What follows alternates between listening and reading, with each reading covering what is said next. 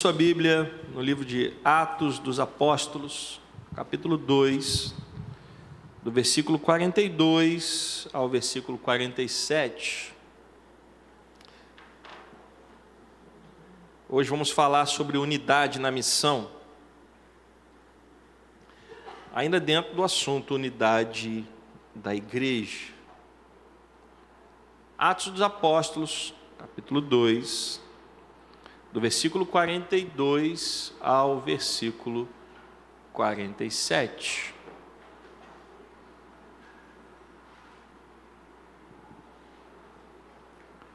A palavra do Senhor diz assim: E perseveravam na doutrina dos apóstolos, e na comunhão, no partir do pão e nas orações.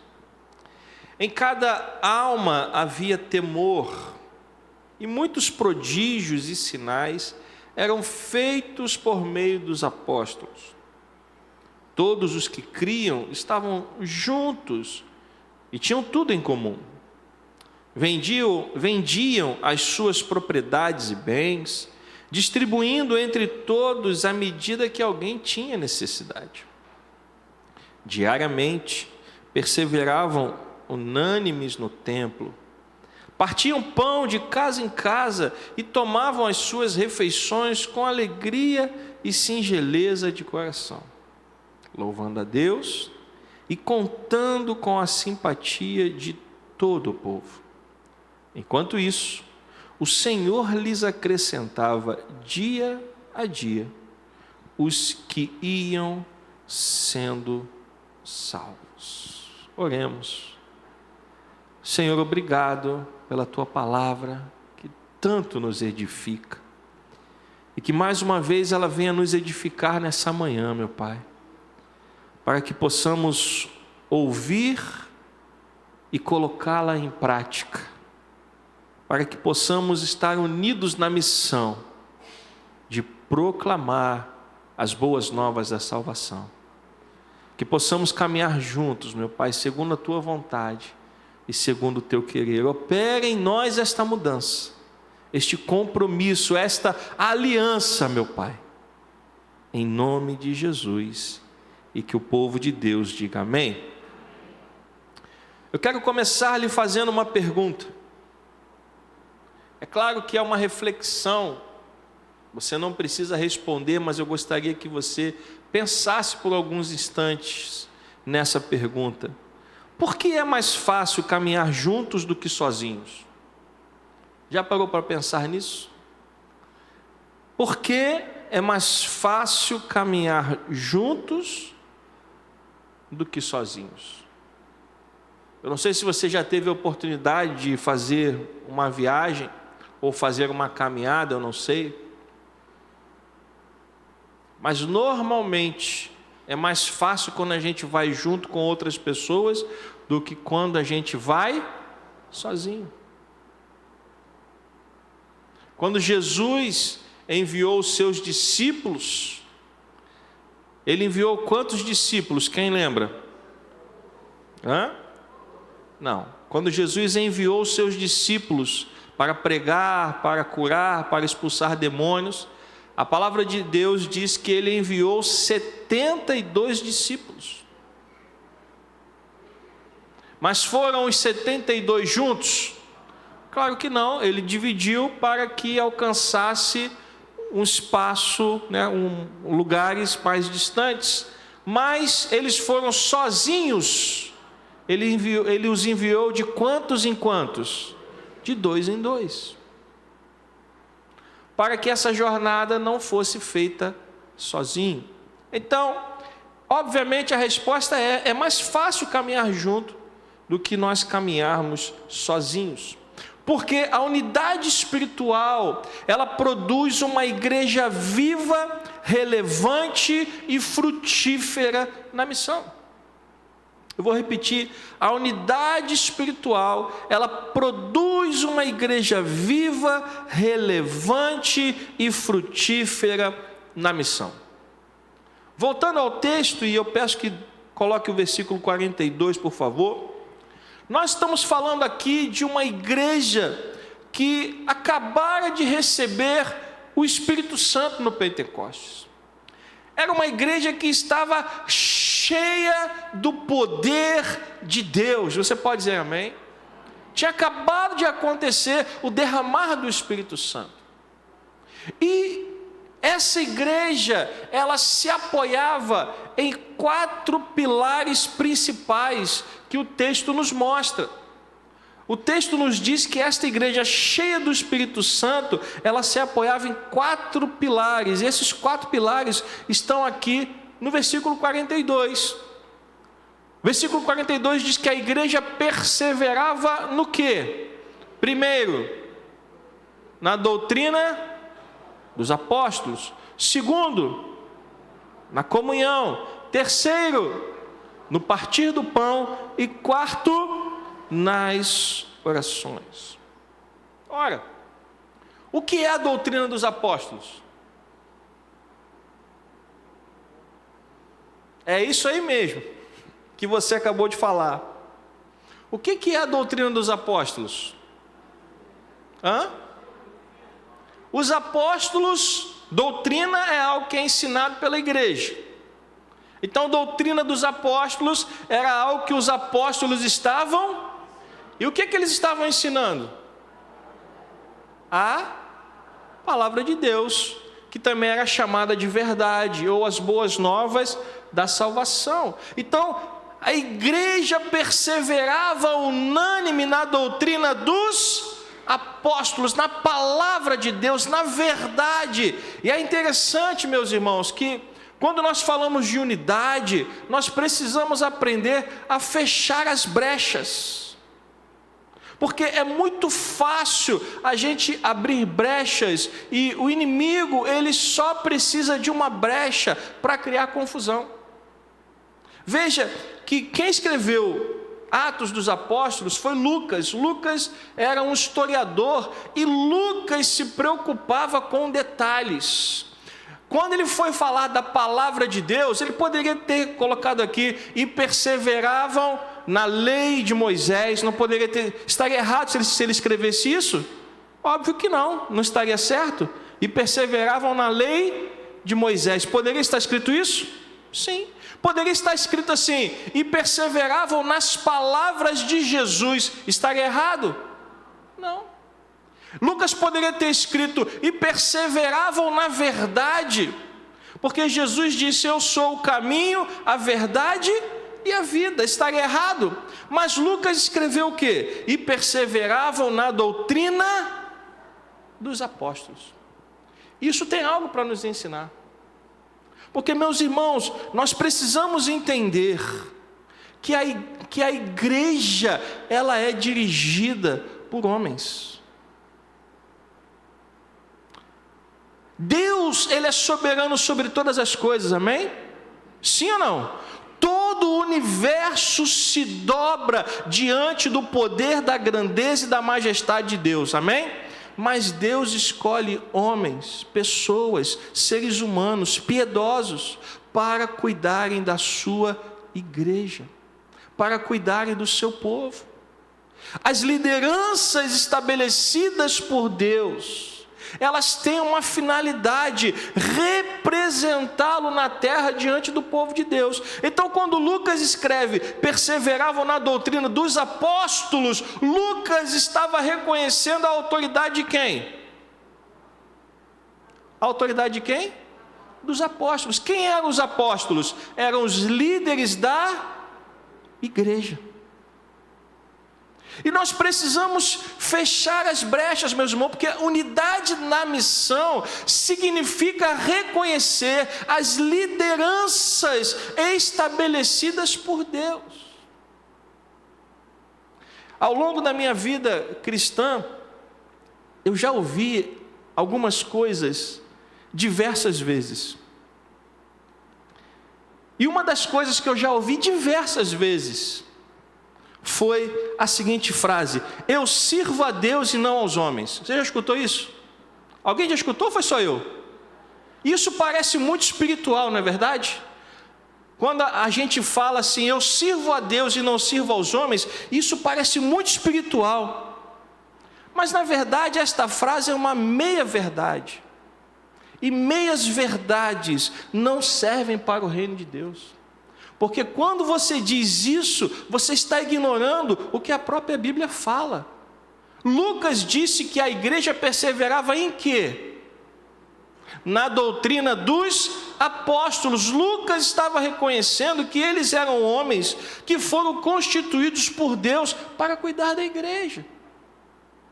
Então, quando nós entramos numa igreja, quando nós nos tornamos membros de uma igreja, nós estamos nos colocando debaixo da autoridade de alguém que foi colocado ali por quem? Por Deus. Então, se nós quisermos que a igreja avance unida, nós vamos precisar andar em unidade com a liderança da igreja. Quando a pessoa diz, eu sirvo a Deus e não aos homens, ela precisa entender que ela precisa estar unida com a liderança da igreja. Se não, meus irmãos, vão haver o quê? Brechas. Por que Lucas fez questão de escrever doutrina dos apóstolos? Porque se a igreja não estivesse unida com os apóstolos, haveria o quê? Divisão. Isso não muda no decorrer da história da igreja. Qualquer igreja precisa estar em harmonia com a liderança que Deus colocou naquele lugar. Nenhuma igreja vai para frente, nenhuma igreja vai frutificar se as pessoas não estiverem em harmonia com a liderança que Deus estabeleceu. Posso ouvir um amém? Então nós precisamos entender o que a Bíblia está nos ensinando.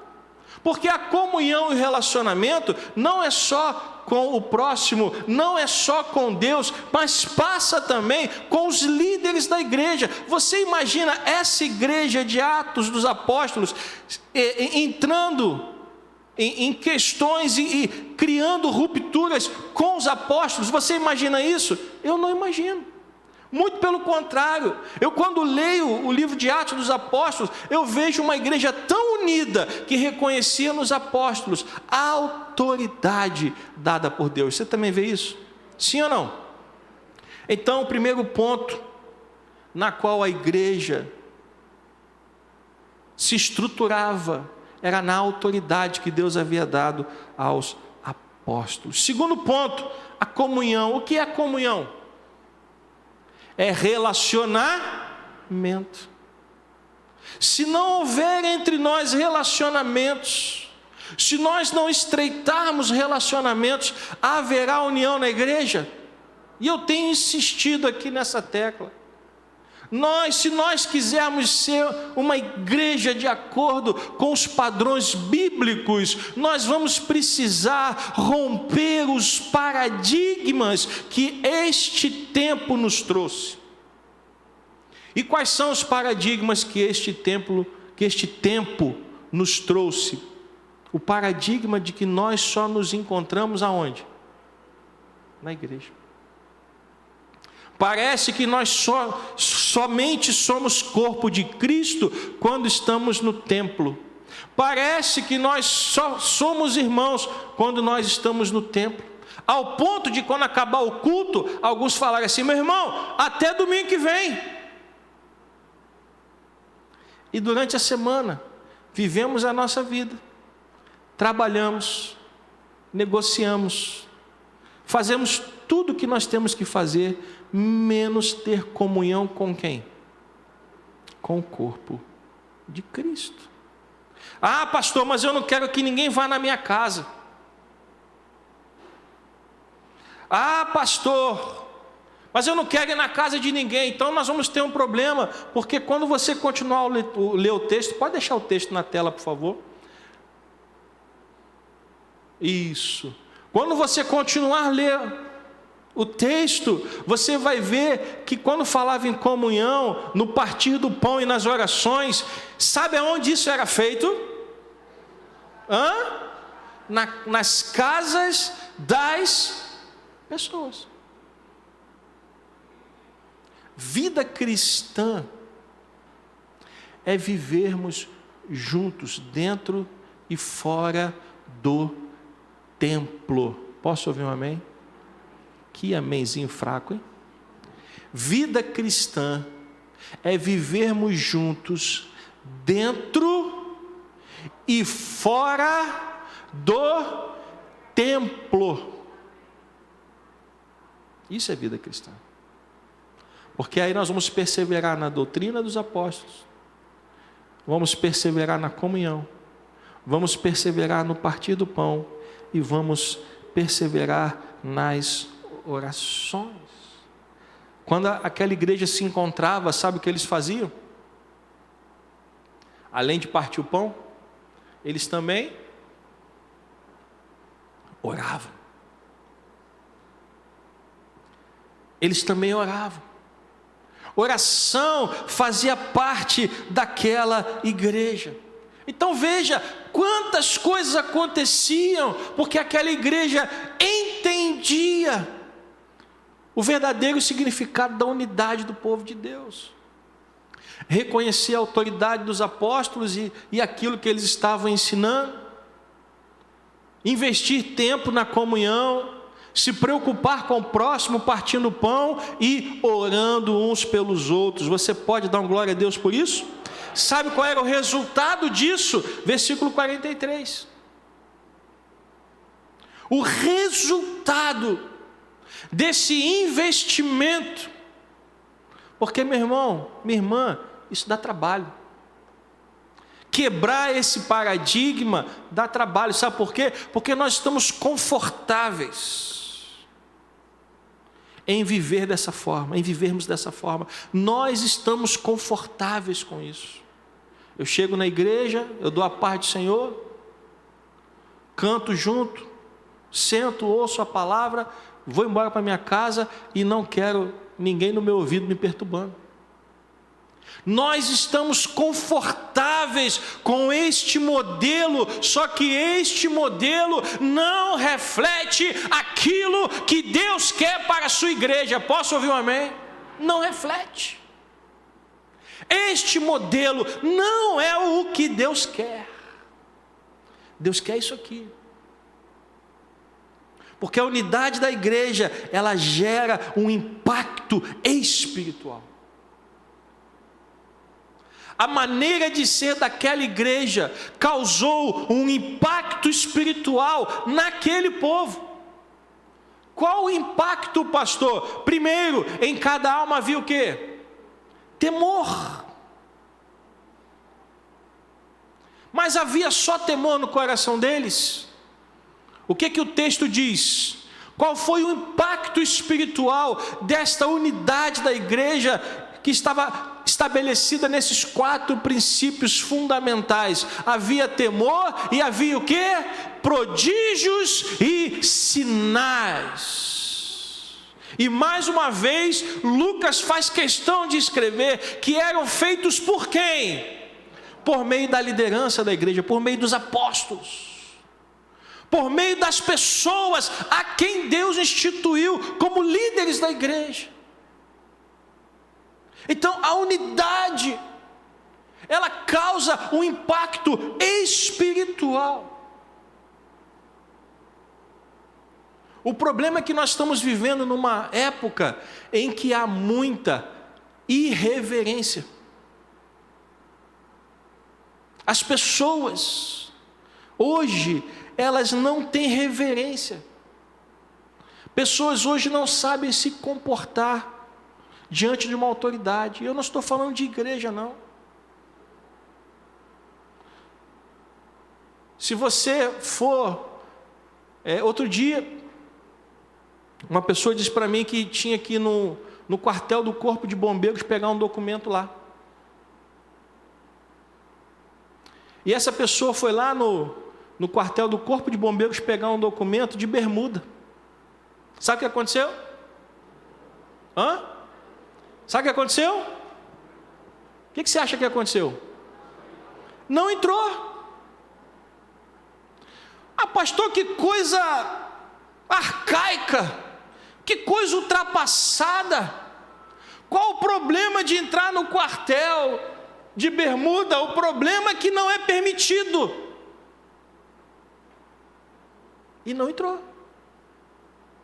Você pode apelar para a Constituição, Você pode apelar para o seu direito de ir e vir, mas o soldado na porta do quartel, ele vai continuar dizendo a mesma coisa: aqui você não entra. Falta reverência. Porque nós vivemos numa época onde as pessoas são totalmente irreverentes e querem prestar um culto para Deus cheio de irreverência. Meus irmãos, lendo o livro de Levítico, quando Arão foi consagrado sumo sacerdote, e seus filhos, Eleazar, Itamar, Nadab e Abiú foram consagrados como sacerdotes, a palavra de Deus diz que antes disso Moisés entrou e consagrou tudo que havia dentro do tabernáculo ao Senhor. E daquele dia em diante, tudo que estava dentro do tabernáculo era puro e tudo que estava fora era impuro. Quem disse isso não fui eu. Quem diz isso é a palavra de Deus, foi Moisés. A partir do dia em que Moisés entrou e consagrou debaixo da ordem do Senhor todos os utensílios, o tabernáculo e aqueles homens, tudo dentro do tabernáculo era puro e tudo que era fora era impuro. E era função dos sacerdotes manter o fogo no tabernáculo aceso. Mas o fogo não poderia ser trazido de fora, porque tudo de fora do tabernáculo era o quê? Impuro. Nadab e Abiú tiveram uma brilhante ideia para ganhar tempo. Vamos fazer o seguinte, vamos levar fogo lá para dentro. Não vamos perder tempo não, vamos pegar fogo aqui fora mesmo e vamos levar fogo lá para dentro, vai ser mais fácil da gente acender. Qual era o problema de levar fogo do lado de fora do tabernáculo para dentro do tabernáculo? O fogo que foi pego do lado de fora, ele era o quê? Impuro. E por falta de reverência a Deus, Nadab e Abiú, e provavelmente fizeram isso, sabe por quê? Porque estavam altos, tinham tomado vinho. Pastor, como é que o senhor pode dizer que Nadab e Abiú estavam alcoolizados? Porque logo depois da morte deles, Deus fala com Arão e diz: olha, a partir de hoje, quando vocês e seus filhos forem entrar no tabernáculo, não bebam vinho, para não acontecer com vocês o que aconteceu com Nadab e Abiú. Se Deus falou isso, é porque eles estavam o quê? Então, quando você trata as coisas de Deus com irreverência, o que você acha que acontece? É por isso, meus irmãos, que eu acredito que hoje nós não vemos na igreja prodígios e sinais. Porque tratamos o culto, tratamos as coisas de Deus com muita irreverência. Mas quando a igreja se une, quando a igreja entende o que é servir a Deus, Deus começa a se manifestar, o impacto espiritual acontece no meio do povo de Deus. Você pode dar uma glória a Deus por isso? A igreja do Senhor precisa voltar a ser reverente. A igreja do Senhor precisa voltar a temer a Deus. Não podemos levar as coisas de Deus de qualquer maneira. O que Deus exigia no passado, Ele continua exigindo hoje.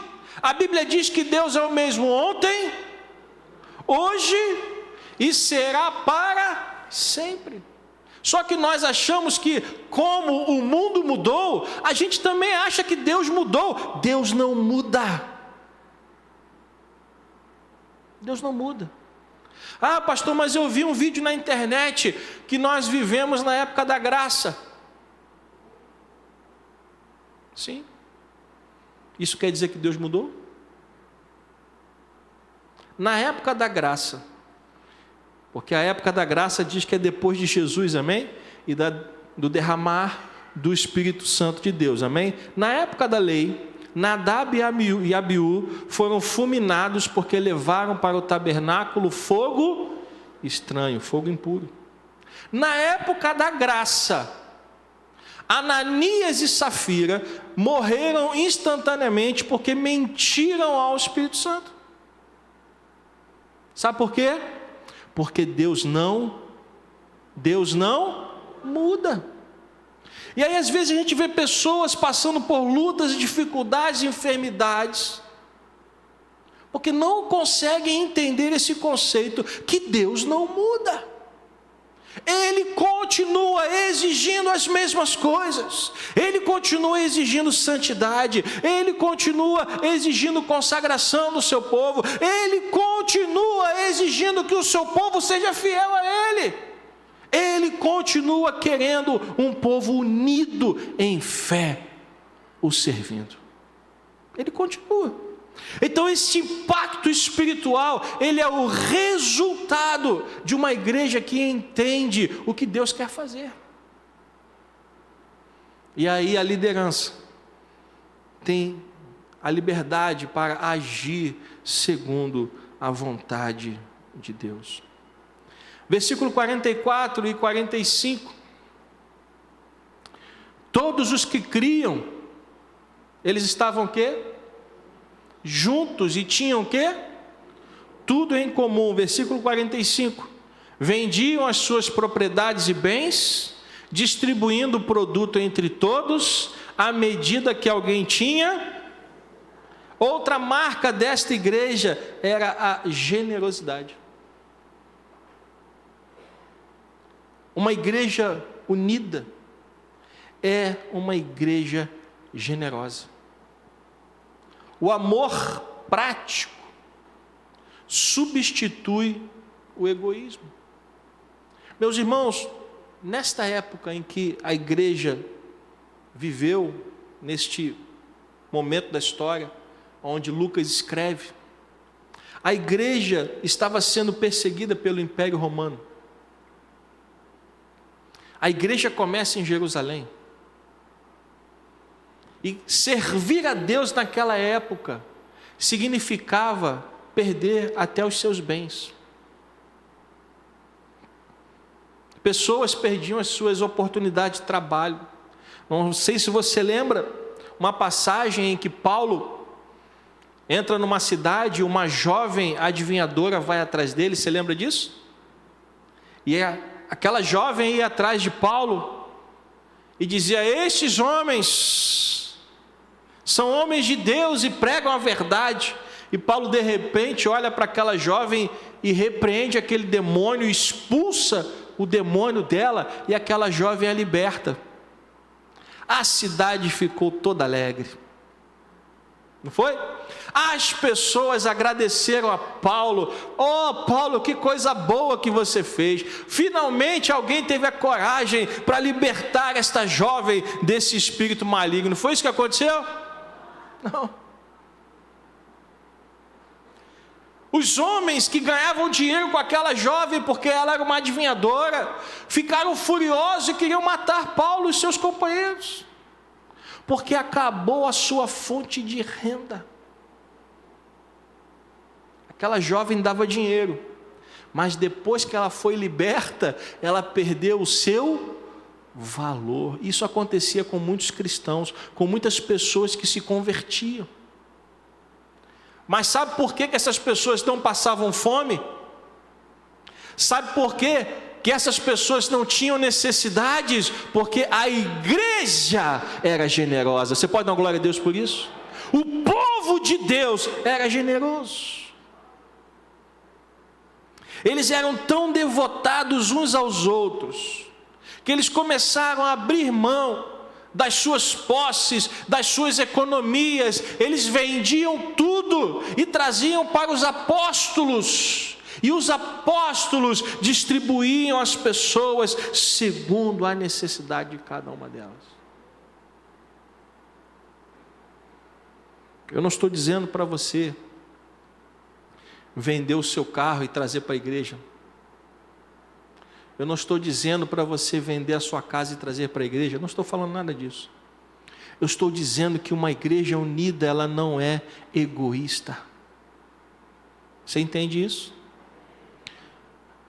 Se você vê um irmão passando fome, e você tem um dinheiro guardado no banco, que você não vai usar, e você tem condições de fazer alguma coisa para saciar a fome daquela pessoa, e você deixa o dinheiro guardado no banco e diz para aquela pessoa: Deus te abençoe, o que você acha que Deus pensa a respeito desse gesto? Eu não estou falando de trazer dinheiro para a igreja, eu estou falando de sermos generosos uns com os outros.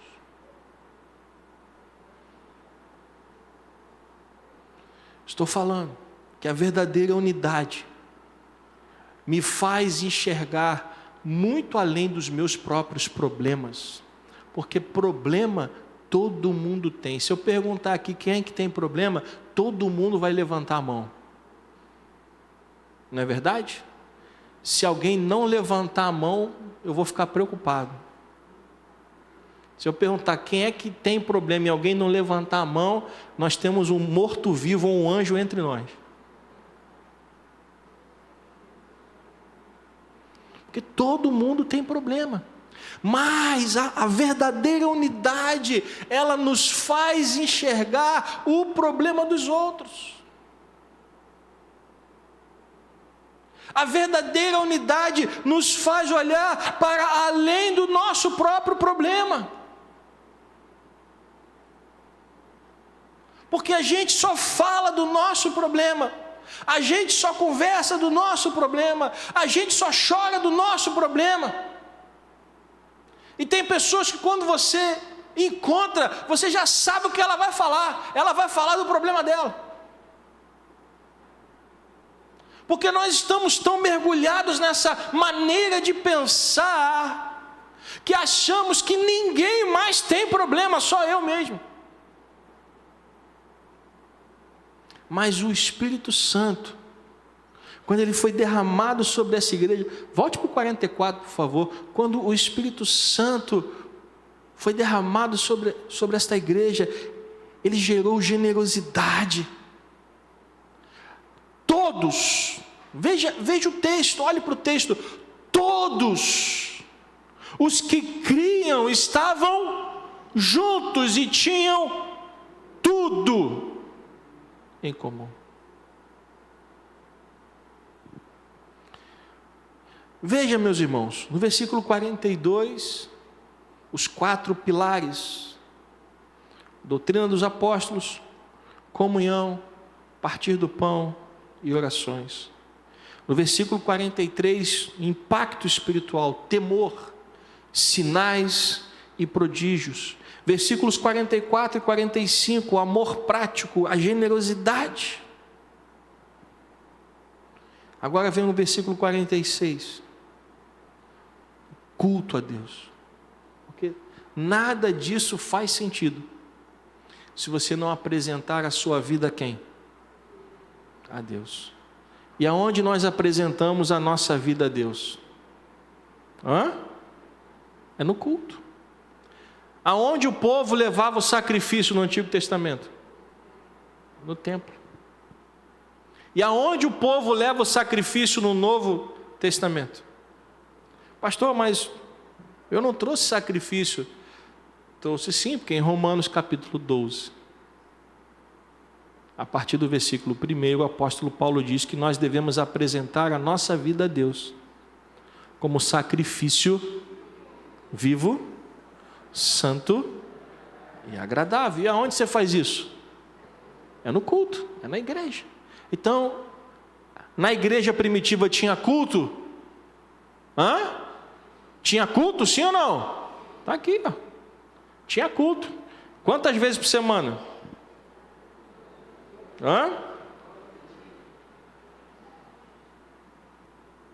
Tinha culto quantas vezes por semana?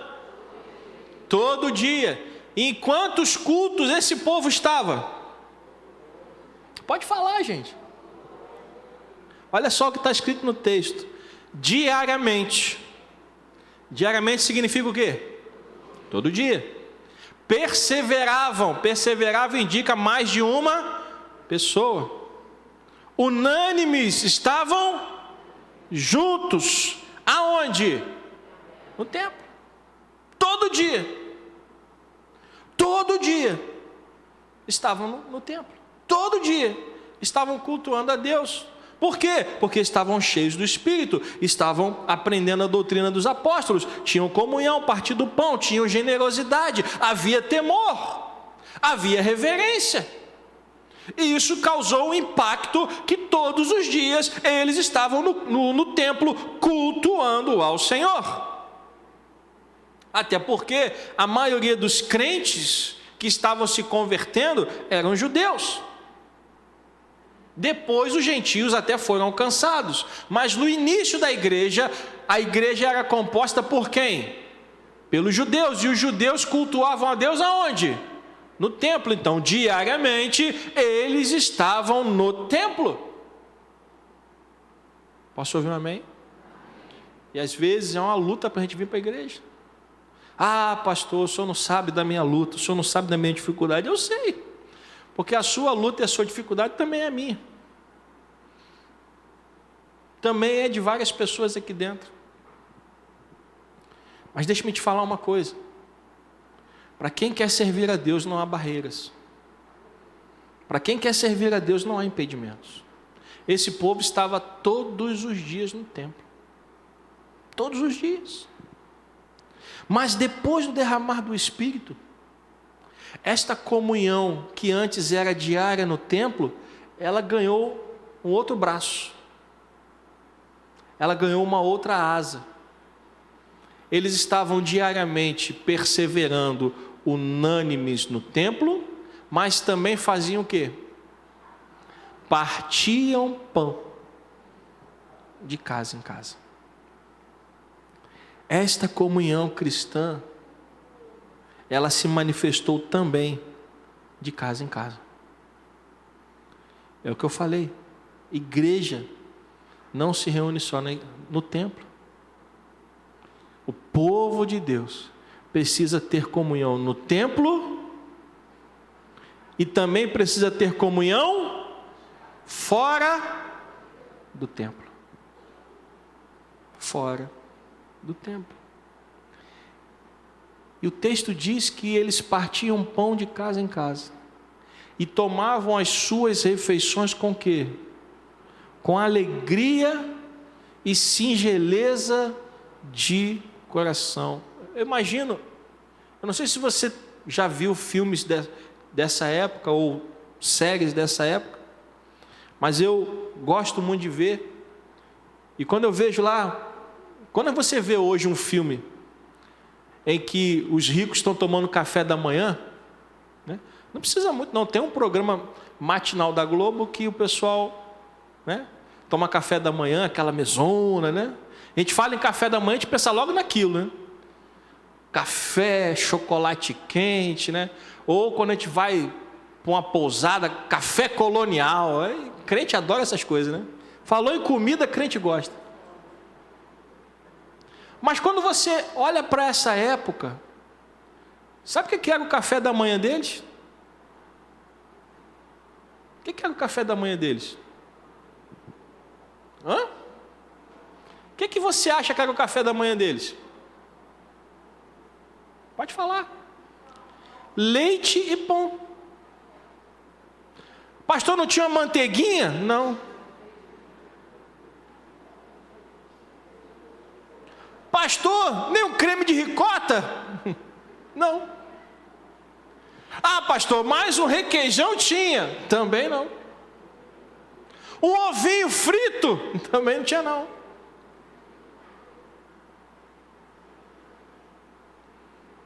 Pastor, que café da manhã fraco. Pois é, esse café da manhã fraco, eles comiam com o quê?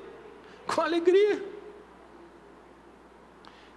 E aí às vezes a pessoa vai na casa do irmão, ou vai na casa da irmã, aí tem um cafezinho com um pedaço de bolo, a pessoa sai de lá falando mal. Pô, fui na casa da irmã, um café requentado, aqueles bolos de caixinha, que aquela faca você vai cortar o bolo, ela quebra. Meu Deus, não tem nem alegria de receber a gente.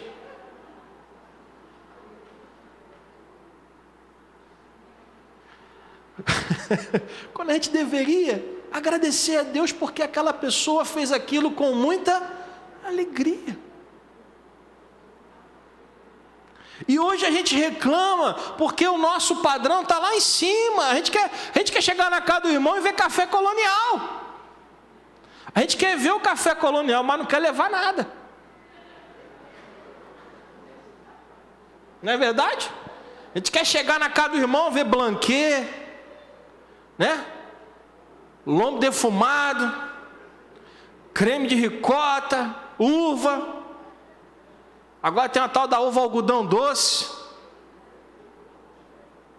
A gente quer ver tudo isso. Pastor, quero chegar na casa do irmão, ver aquela melancia, croissant com Nutella. Mas a gente não quer levar. A gente só quer chegar e comer. Unidade significa tomar a refeição, compartilhar a refeição que tiver com alegria. Pastor, hoje tem leite e pão, glória a Deus. Pastor, hoje só tem leite, glória a Deus. Pastor, eu fui na casa da irmã, a irmã só me deu água, glória a Deus, podia ter deixado com sede. A unidade da igreja precisa vencer esses paradigmas. Muitas pessoas fecham as suas casas porque têm medo do que as pessoas vão falar depois. Porque na verdade, quando nós nos encontramos nas casas, era para estarmos o quê? Coloca no versículo 42, por favor. Quando a gente chega na casa dos outros, era para fazer o quê? Para perseverar na doutrina, na comunhão, no partir do pão e nas orações. Não para falar da casa dos outros. Não para dizer se a casa da pessoa é arrumada ou é bagunçada, ou se está no tijolo, ou se está embolsado, ou se está pintado, ou se eu tomei um café colonial, ou se eu só tomei água. Você entende isso? Então, o culto, versículo 46, voltando, o culto que era prestado diariamente no templo, ele também ganha o braço das casas. O gozo e a generosidade de coração eram duas características salientes daqueles crentes. Eles tinham alegria de repartir o que eles tinham, que não era muito, era pouco, era uma época de perseguição. A igreja dependia, o povo de Deus dependia da generosidade da igreja. O povo de Deus dependia das doações. Mas o pouco que eles tinham, eles repartiam uns com os outros. Quando uma igreja consegue vencer esses paradigmas, quando uma igreja consegue vencer esses preconceitos, quando uma igreja consegue vencer esses problemas, sabe qual é o resultado disso? Sabe qual é o resultado disso? Versículo 47, por favor. Enquanto isso, preste atenção. Enquanto isso, o quê? Tudo que a gente leu antes. Enquanto isso, ou seja, enquanto a igreja estava vivendo dessa maneira, enquanto a igreja estava sendo igreja, enquanto a igreja estava unida, enquanto a igreja estava ouvindo a doutrina dos apóstolos, se importando com os outros, cuidando uns dos outros, sendo generosa uns com os outros, perseverando diariamente no templo e nas casas, enquanto isso, o que acontecia? Deus agia. Enquanto a igreja estava sendo igreja, Deus estava agindo no meio da igreja. Você pode dar glória a Deus por isso? Enquanto a igreja estava sendo igreja, Deus estava agindo no meio da igreja. o Senhor lhes acrescentava de 4 em 4 meses.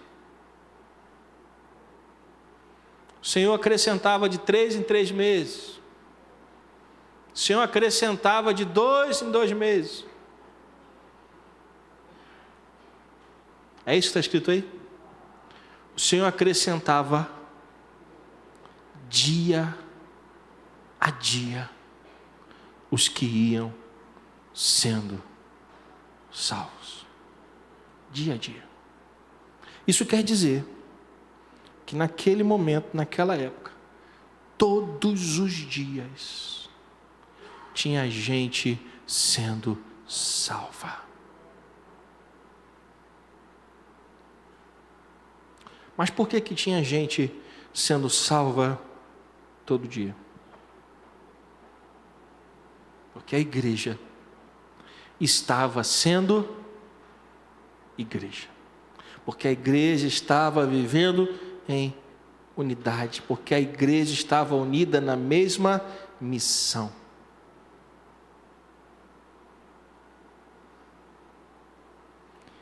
E enquanto o Senhor acrescentava, os irmãos recebiam as pessoas.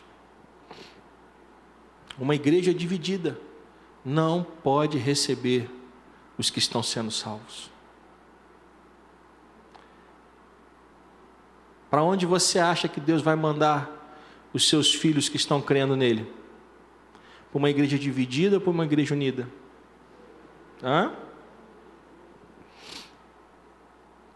A missão.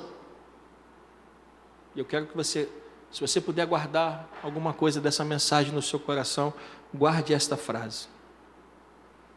A missão avança quando a unidade é vivida no cotidiano. A missão avança quando a unidade é vivida no cotidiano. A missão avança quando a unidade é vivida no cotidiano.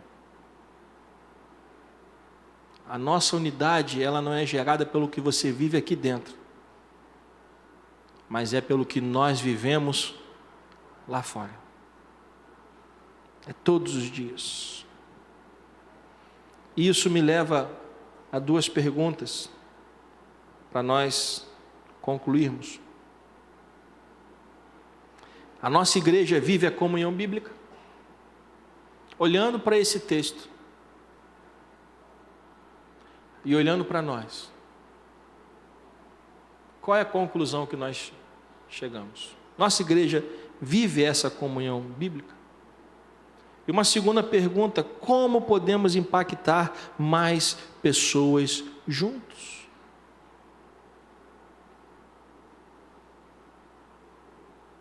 Meus irmãos, nós estamos começando ainda o trabalho de células. Nós começamos uma célula em janeiro do ano passado. E começamos mais 3 células outubro, né? Outubro, foi, né? Outubro. Depois do retiro, se Deus nos permitir, vamos começar uma célula com jovens. Já está marcado para começarmos logo depois do retiro. Estamos caminhando. É algo ainda muito no início, mas já estamos vendo frutos. Paradigmas estão sendo quebrados. Pessoas estão começando a se importar mais umas com as outras.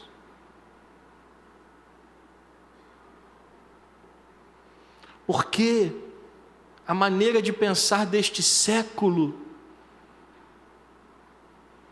causa um grande dano à maneira que Deus quer que a igreja viva. Sabe por quê? Nós passamos todos os dias, a maior parte do nosso tempo, nos alimentando com as coisas deste mundo. E passamos pouco tempo nos alimentando com a palavra de Deus. Quem você acha que vai influenciar mais a gente? Se nós passamos a maior parte do nosso tempo nos alimentando com as coisas deste mundo e passamos a menor parte do tempo nos alimentando com a palavra de Deus, quem vai ter mais influência sobre nós? O mundo ou a palavra de Deus? O mundo. Essa maneira de pensar, esta maneira egoísta de viver. Mas se nós conseguimos vencer esse paradigma, se nós conseguimos cruzar esta fronteira, se nós conseguirmos reverter essa maneira de pensar que não se alinha com a vontade de Deus, o Senhor vai fazer grandes coisas em nosso meio. Eu não tenho dúvidas disso, porque Ele já está fazendo. Já estamos vendo famílias sendo restauradas, já estamos vendo vidas sendo restauradas para a glória de Deus. O que falta agora é a igreja toda entender e viver o mesmo processo, porque tem pessoas que ainda estão olhando tudo isso com muito cuidado. Eu ia usar outra palavra, mas vou ficar com cuidado, com muita desconfiança. Talvez porque tenham tido alguma experiência ruim no passado. Mas eu quero desafiar você. Abra o coração e vá visitar uma das células. Vá lá, não acredite só no que eu estou falando, não. Vá lá conhecer.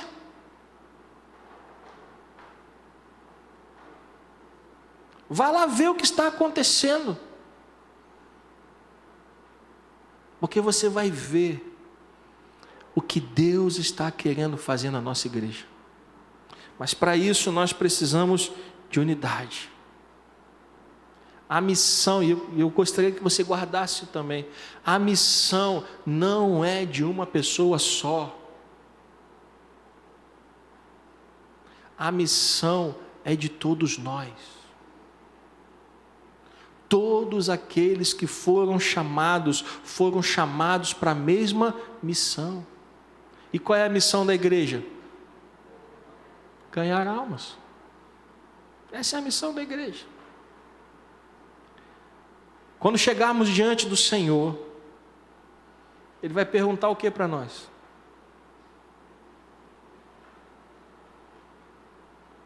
Cadê o talento que eu te dei? O que você fez com ele? Você multiplicou? Ou você enterrou? O que Deus disse para os dois homens que multiplicaram os talentos? O que foi que o Senhor disse para os dois homens que multiplicaram os talentos? Servo bom e fiel, vem entrar no descanso do teu Senhor. Mas o que Deus disse para aquele que enterrou o talento e devolveu o talento a ele? Servo mau. Você deveria ter multiplicado esse talento. Agora, peguem o talento dele, entregue para o que tem mais, e tudo que ele tem, ele vai perder. Gente, Jesus não estava ameaçando ninguém, ele estava apenas explicando como funciona a dinâmica no reino de Deus. Nós fomos chamados para ganhar almas. Essa é a missão da igreja. Eu quero concluir recapitulando 6 pontos que nós falamos na mensagem de hoje. Primeiro, unidade espiritual. Uma igreja viva, ela é relevante e frutífera na missão. Unidade espiritual. Segundo, os 4 pilares da comunhão: doutrina dos apóstolos, comunhão, partir do pão e orações. Sem isso, nós não vamos conseguir. Terceiro, pacto espiritual, havia temor e sinais, porque havia reverência. Quarto, generosidade como fruto da unidade. Eles vendiam tudo para que ninguém passasse necessidade. Quinto, culto a Deus diariamente no templo e nas casas. Sexto e último, o resultado missional. Deus acrescentava todos os dias os que iam sendo salvos. Meus irmãos, Deus quer fazer grandes coisas neste lugar, mas nós vamos precisar estar disponíveis, dispostos. Precisamos estar dispostos a essa mudança. Não adianta eu, como líder da igreja, querer mudar se você não estiver alinhado comigo. Uma igreja que não está alinhada com o seu pastor não vai chegar a lugar nenhum.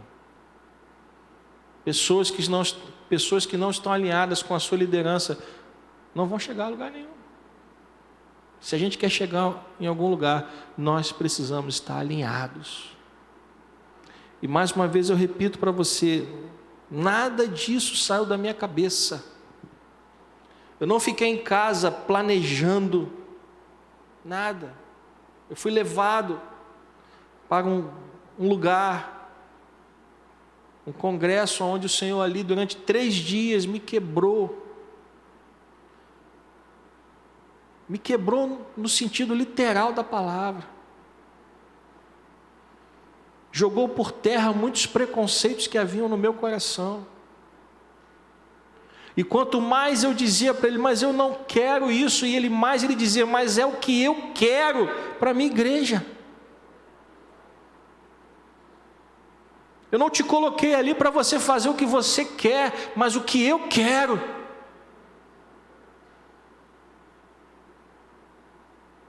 Nada disso saiu da minha cabeça. Aliás, nós temos lutado, ano após ano, para cumprir a vontade de Deus nesse lugar. E eu vou te dizer uma coisa, ela vai se cumprir. Ela vai se cumprir. Porque Deus não é homem para que minta e nem filho do homem para que se arrependa. Mas cabe a nós abrirmos o coração. Porque se você não abrir o coração, você vai passar pelo que eu passei, e foi duro. Eu não desejo isso a ninguém. 3 dias sendo quebrado pelo Senhor. Mas no final, prevaleceu o que Deus quis. Então abra o seu coração.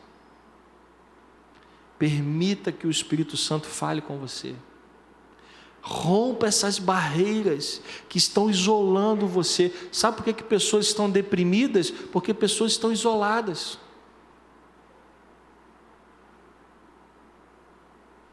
Dê o primeiro passo.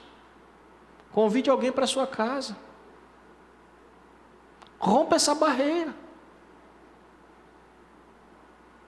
Ah, pastor, só tem chá de camomila e biscoito. Amém. Contanto que não seja chá de quebra-pedra ou de boldo, está tudo certo. Mas dê o primeiro passo. Rompa essa barreira. Ah, pastor, mas o que vão dizer? Gente, falaram de Jesus. Jesus foi perfeito e falaram mal dele. Foi ou não foi? Então não tem jeito. Mas não permita que esse mover de Deus passe e você fique de fora. Porque o Senhor está passando. E Ele está movendo. E pessoas estão entrando nesse mover, estão sendo abençoadas. Mas tem gente que está ficando de fora, porque está com medo. A palavra de Deus diz que o verdadeiro amor lança fora o medo. Amém? Vamos ficar de pé. Com louvor. Estou preparando um caminho.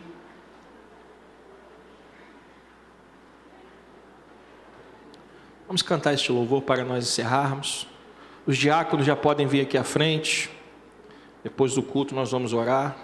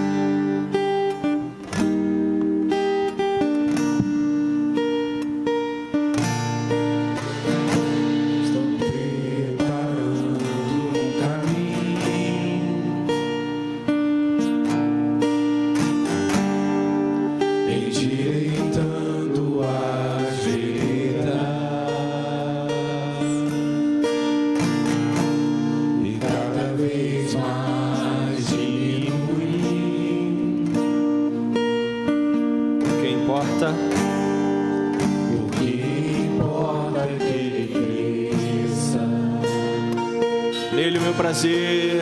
E nele o meu prazer está. Eu não sou digno de desatar as suas sandálias. E nele a minha vida está. E eu caminho com a certeza de que Ele virá.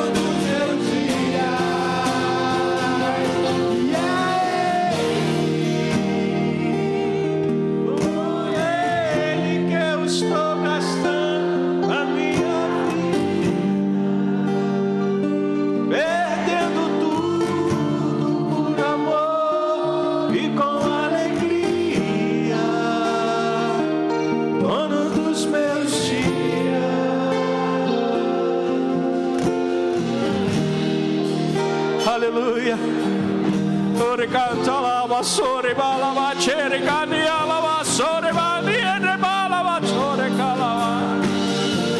Oh Senhor, entregamos tudo em tuas mãos. Queremos gastar a nossa vida, Senhor. Queremos gastar a nossa energia, Pai, para cumprirmos a tua vontade neste lugar, para nos tornarmos uma igreja unida, relevante, meu Pai, cheia do teu Espírito, Senhor, para que o Senhor possa acrescentar dia a dia aqueles que forem sendo salvos, ó Deus. Queremos andar debaixo desta palavra, queremos andar debaixo dessa visão, meu Pai. Oh, aleluia. Pai querido, perdoa os nossos pecados, perdoa as nossas falhas, perdoa o tempo, Senhor, que nós ignoramos aquilo que o Senhor queria, presos nessa maneira de pensar egoísta, ó Deus, em que olhamos apenas para a nossa vida, para os nossos problemas, para aquilo que nós queremos, ó Pai. Que haja uma verdadeira mudança no nosso interior, em mentes e corações, ó Pai, para que possamos olhar para o próximo, pois o Senhor disse que toda a lei se resume em 2 mandamentos: amar a Deus acima de todas as coisas e amar o próximo como a si mesmo. Oh Senhor, transforma-nos segundo a tua vontade, transforma-nos segundo o teu querer, meu Pai. Nos dê um coração quebrantado, um coração transformado pela tua palavra, Senhor. Bendito seja o teu nome, bendito seja o teu nome, para todos sempre. E que o povo do Senhor diga amém. Antes de nós sairmos, eu quero só lembrar a todos aqueles irmãos e irmãs que vão trabalhar no retiro, a equipe de apoio. Nós vamos ter uma reunião agora depois do culto. A reunião vai ser ali no meu gabinete. Então, por favor, não vá embora. Se você puder ficar, a equipe de apoio do retiro dos jovens, tá bom? Então, nos ajude ficando um pouquinho. A gente tem algumas coisas para acertar para o retiro. Cantina está funcionando, bazar está funcionando, e logo mais vamos estar de volta às 18 horas para continuarmos cultuando ao Senhor. Pai, leva-nos em paz, nos dá uma tarde abençoada na tua presença, e que esta palavra possa continuar reverberando em nossos corações. Bendito seja o teu nome, Senhor, para todos sempre. Que a graça do nosso Senhor e Salvador Jesus Cristo, o amor de Deus, o nosso Pai, a comunhão e as consolações do Espírito Santo sejam sobre nós, Igreja do Senhor, não só hoje, mas para todos sempre. Que o povo do Senhor diga amém. Deus te abençoe. Os diáconos estão aqui com óleo para orar pelos enfermos. Deus abençoe a sua vida, em nome de Jesus.